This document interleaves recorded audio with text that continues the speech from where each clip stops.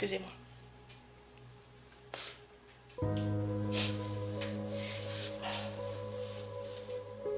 C'est toujours compliqué pour moi, et ça le restera, je pense, de parler de lui au passé. Parce que pour moi, il est toujours présent, en fait. Et il restera toujours. Donc, quand je dois en parler, je suis fière d'en parler. Je suis très fière de parler de papa. Mais ça reste toujours très compliqué. Parce que c'est mon héros, tout simplement. Mon héros de petite fille. Et puis voilà. Et je pense que plus j'ai grandi, plus cette sensation d'héroïsme a grandi avec moi. C'est ainsi. Voilà.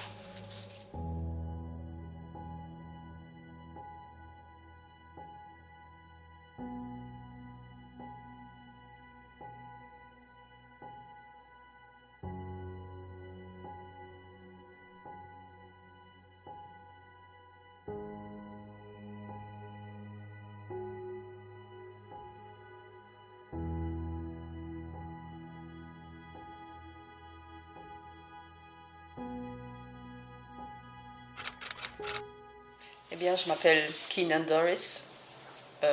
Papa était américain, soldat américain. Il est arrivé sur Fontaine-l'Évêque.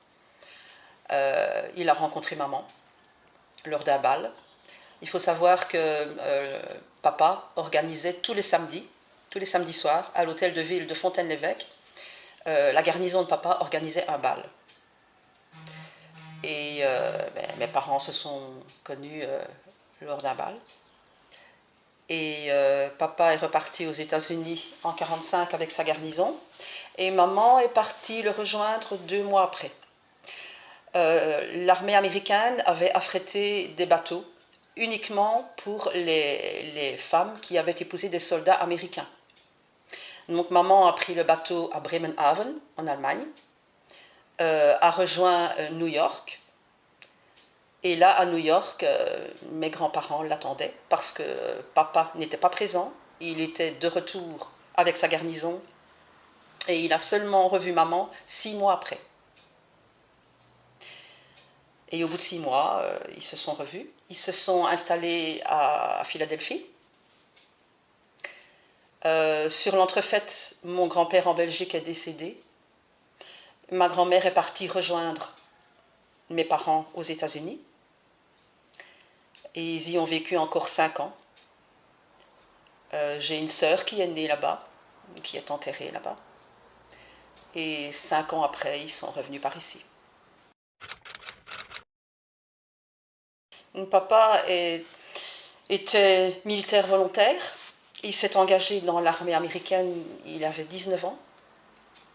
Et dès qu'il a su que la guerre était déclarée par ici, il s'est porté volontaire et il est arrivé en Belgique pour se battre, tout simplement. Et comme je vous dis, il est resté ici jusqu'en 1945, il a encore été pendant 2 ans militaire, et puis en 1947, il a été démobilisé. Il a eu un parcours assez... Le parcours de papa, le parcours militaire de papa a été assez bref, mais intense. Et voilà. Et quand il est revenu par ici, papa a continué à exercer son métier de mécanicien, tout simplement, jusqu'à son décès, en 1974. Papa n'a jamais trop parlé de cette période. C'était quand même une période très compliquée pour lui.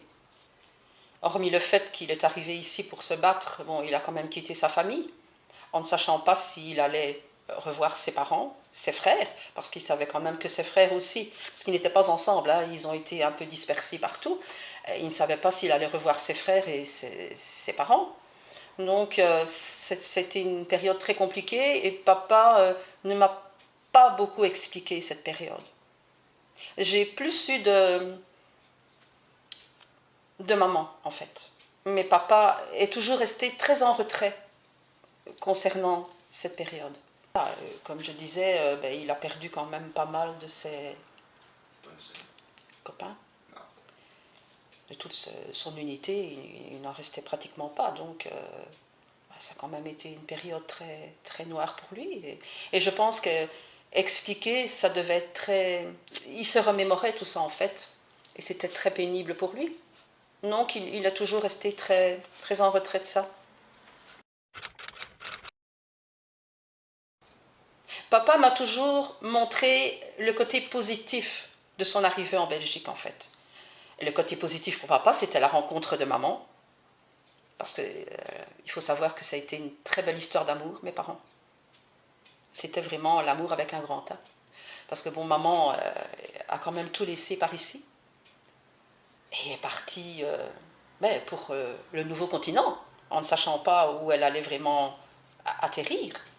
Et je pense qu'il faut vraiment aimer la personne à un point pas possible pour faire ça. Et voilà. Donc j'ai toujours eu le beau côté de papa. Et jamais son côté sombre. Je pense que oui. Indirectement, oui. Mais c'est moi qui par après, ai voulu savoir. Je pense que c'est tout à fait normal. On cherche à savoir vraiment ce qui s'est passé, ce qu'il a vécu. Puisque lui, il n'a jamais voulu me l'expliquer. Moi, il y a des choses que je voulais savoir. Il y a toujours des points d'interrogation, bien entendu. Hein. Je n'ai pas eu réponse à tout, c'est un fait certain. Mais c'est un besoin, je pense. Cette photo a été prise le jour de la démobilisation de la garnison de papa. En août 1947. Voilà. Et le drapeau derrière la photo de papa, c'est le drapeau que le Shape nous a offert pour mettre sur le cercueil de papa. Voilà, il est décédé en 1974 et aujourd'hui, il y a 47 ans qu'on l'a enterré. C'est un jour un petit peu particulier pour moi. Voilà. Papa provient d'une fratrie de 7 frères, tous volontaires, engagés dans l'armée américaine, dont le plus jeune, Joey, qui lui était Marines, et il s'est retrouvé à Pearl Harbor. Il faut savoir que Pearl Harbor, là aussi, il y a eu énormément de soldats américains tués. Et il a eu cette chance d'en réchapper. Mais les 7 frères sont revenus de la guerre, tous indemnes. Et le président des États-Unis a décoré mes parents, parce que c'était très rare que 7 frères se retrouvent dans l'armée pendant la guerre et que les 7 frères rentrent tous indemnes. C'est quelque chose qui n'était pratiquement pas pensable, en fait.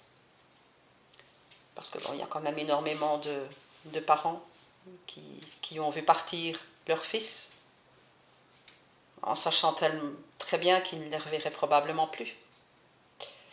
Et quand mes oncles sont partis, papa est parti, ben, je suppose que mes grands-parents avaient cette pensée-là. Ils se disaient, on ne les verra plus, tout simplement. Et c'est pour ça que je pense que c'est un devoir de mémoire de ne jamais oublier ces gens-là, de se remémorer qu'ils ont abandonné leur jeunesse parce qu'ils avaient entre 19 et 20 ans, comme papa avait 20 ans. Ils ont abandonné leur jeunesse pour, quelque part, indirectement, donner leur vie pour en sauver d'autres. Ils ont quitté leur petit confort, leur vie là-bas, pour arriver ici, se battre pour nous, indirectement, pour nos parents, bien entendu, d'abord. Mais nous, si nous sommes là, c'est grâce à eux. Et ça, il ne faut jamais l'oublier. Ça doit se perdurer dans les générations à venir, tout simplement. Et ça, je tiens à mettre un point d'honneur à ça, à ne jamais oublier ça. Pour moi, c'est très important. Parce que, hormis le fait qu'il est rentré, oui, il s'est battu, il ne s'est pas battu longtemps, mais pour moi, c'est un héros. Parce que il a tout quitté pour ça, en ne se posant pas de questions. La guerre est déclarée, je m'engage, je vais me battre. Je vais me battre, pas pour mon pays, puisque je vais me battre pour en sauver un autre. Mais c'était important pour eux. Et ça l'est toujours, parce que l'Américain est comme ça, tout simplement. Le respect du drapeau, le respect de leur pays, le respect de la liberté d'autrui. Respect familial. Tout à fait. Et ça, ce sont des valeurs que nous avons.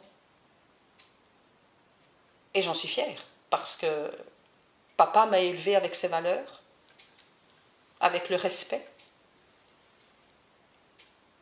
Et j'ai élevé mes enfants comme ça.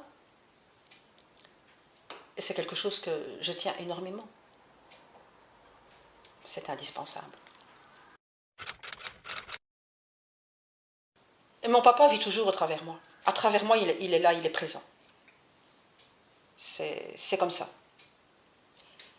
Bon, après autant d'années, il est toujours là. J'ai ce respect envers lui pour ce qu'il a fait. Parce que je trouve ça... non, c'est honorifique d'avoir fait ça.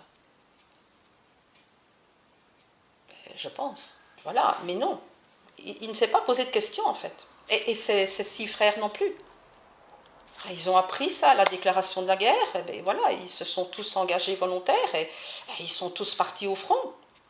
Mais c'est extraordinaire, tout simplement. Et je suis fière de ça. Je suis fière de mes oncles, mais bien sûr, je suis d'abord fière de mon papa. Ce qui est logique.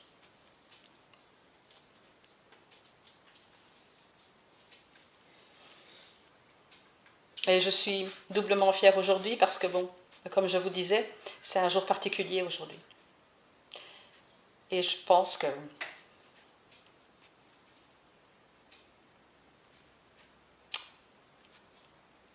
il doit être content de ce que j'ai fait pour lui. Parce que ce que je fais aujourd'hui, c'est pour lui. C'est une reconnaissance, tout simplement.